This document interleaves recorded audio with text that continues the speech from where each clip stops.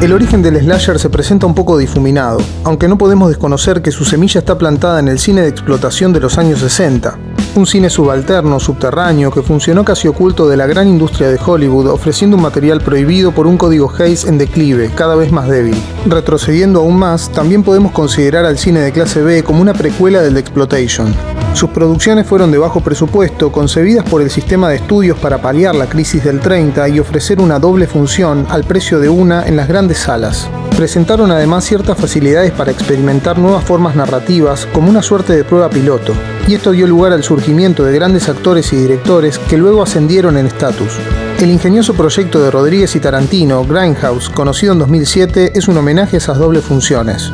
Nos ofrece un espectáculo como si estuviésemos en una sala, con falsos avances de películas y falsas publicidades. La cinta conjuga varios géneros como el gore, la ciencia ficción, el horror y vuelve a darle vida a un término inusitado, Grindhouse, que hace referencia a las salas que proyectaban dichas películas.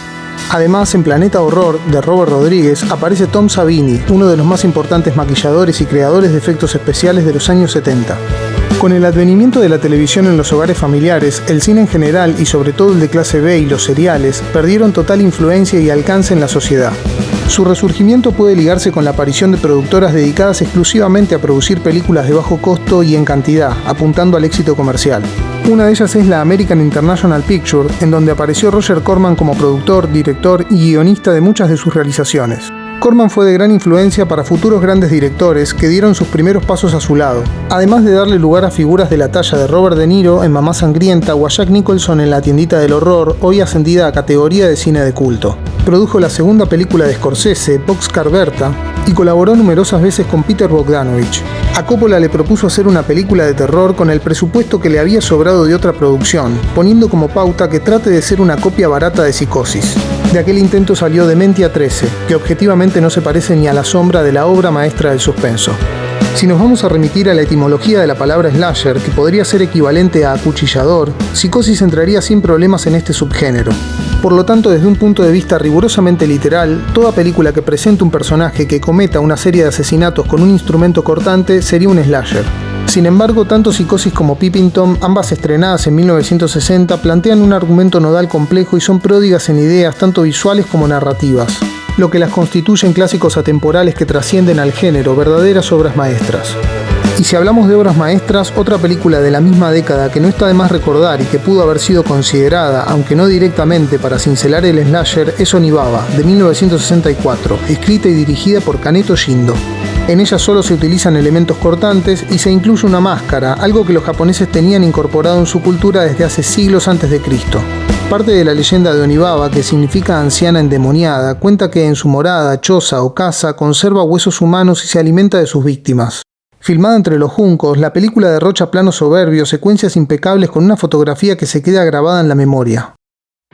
Pero la que puede acercarse un poco más al slasher, tal como lo conocemos hoy en día, es Blood Feast, de 1963, de Herschel Gordon Lewis. Si bien es un director mucho más asociado al gore, en esta película diminuta, que apenas supera una hora de duración, se establecen ciertos cánones que constituirán más adelante la infraestructura del subgénero. Por ejemplo, el asesino solo mata mujeres, en su mayoría voluptuosas.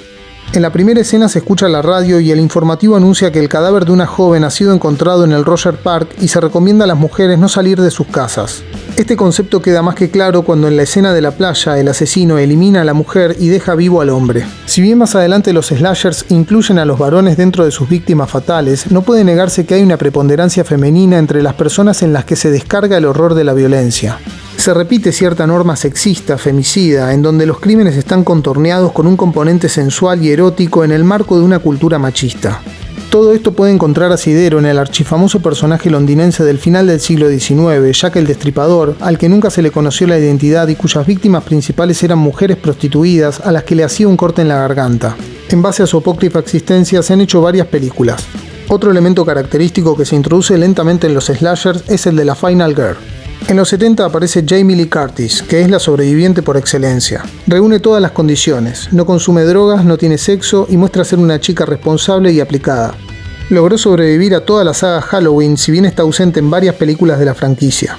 En Scream, Wes Craven pone estos preceptos del subgénero en boca de sus personajes cuando dicen que en una película de terror mueren todos los que consumen drogas o tienen sexo.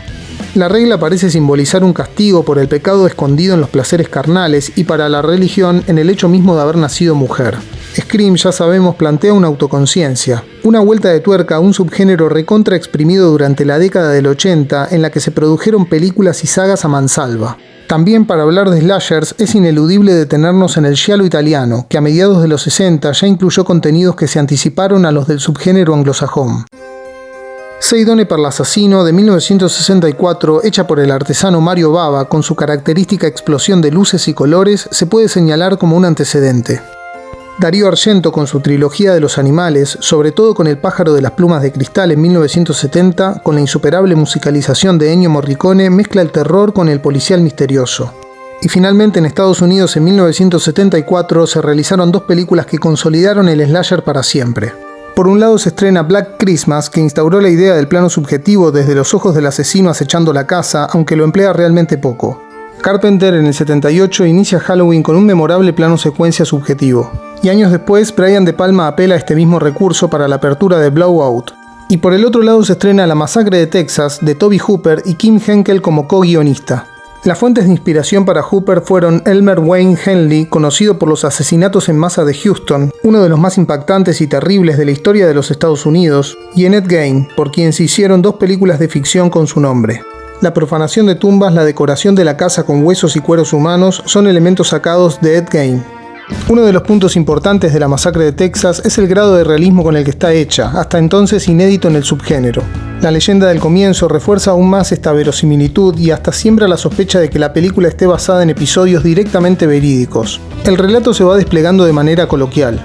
Un grupo de jóvenes que por la época se lo podría caracterizar de hippie, aunque no está debidamente especificado, viaja a la zona rural de Texas en busca de la tumba del abuelo y la casa abandonada del padre de Sally y Franklin Hardesty, interpretados por Marilyn Burns y Paul Partain.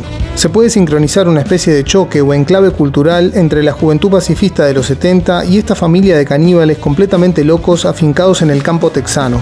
La película plasma el calor sofocante que se vive tanto en el rodaje como en la ficción y maneja excelentemente el transcurso del tiempo. Lo hace con dos travelings contrapicados, uno casi formando un ángulo recto para indicarnos la temperatura y la verticalidad del sol, y otro cuando Pam, Terry McMahon, se acerca a la casa y ésta se agranda como un monstruo fagocitador. Después se produce un fundido con el sol, tras el cual la película toma una tonalidad crepuscular. Y más adelante, el mismo fundido con la luna nos indica la entrada a la parte más oscura de la película. La característica persecución dentro del bosque que termina con Sally secuestrada, sentada a la mesa familiar cual invitada de honor. Escena bizarra, patética, al borde de lo cómico, en donde se conjugan la claustrofobia con el delirio más extremo. Planos detalles sobre el rostro desencajado de Sally y sobre sus ojos potencian la tensión de la secuencia con una atmósfera perfectamente construida.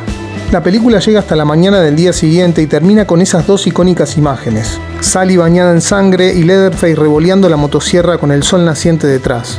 La película no necesita mostrar cómo el gancho perfora la espalda de un personaje cuando Leatherface lo cuelga como si fuese un trozo de carne, ni cuando la motosierra atraviesa el cuerpo de Franklin. Por más que sea una película brutal, el sentido del horror no se concentra en el regodeo de la violencia vista con la lente aumentada. Lo espeluznante radica en la esmerada puesta en escena, el arte, los decorados, la utilería, el maquillaje y el vestuario, los ángulos elegidos para encarar los planos. La masacre de Texas construye y sostiene su terror haciendo cine puro. Todas las películas de la franquicia que vinieron después, sobre todo las del siglo XXI, pecan de ser demasiado explícitas, generalmente con efectos visuales con retoques digitales, siempre apuntadas a la mera exhibición, a lo más básico del contenido de la obra original. La de Netflix de 2022, producida por Kim Henkel y Fede Álvarez, que ya demostró su idoneidad como cultor del terror en No Respires, confiere cierto respeto a la creación de Hooper.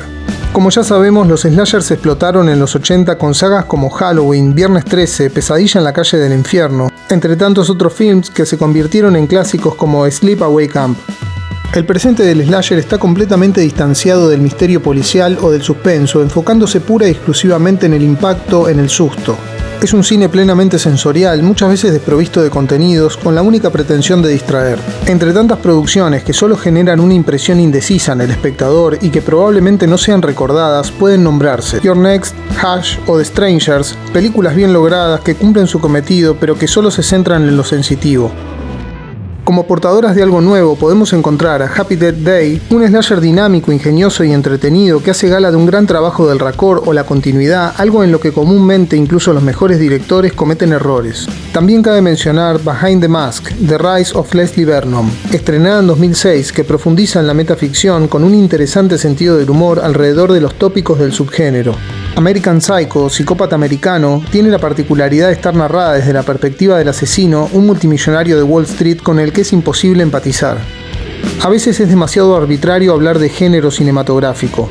Las influencias que se van recogiendo, las incorporaciones de nuevas ideas a un orden constituido, descolocan y reformulan ciertos conceptos que hasta el momento se creían inamovibles. Todo esto hace que la pretendida pureza de un género se diluya. A lo mejor la clasificación de una película sirve para facilitarnos la búsqueda de una demanda concreta, pero no para definir ni mucho menos limitar, sobre todo a aquellas obras que por su originalidad fundan un género o lo trascienden.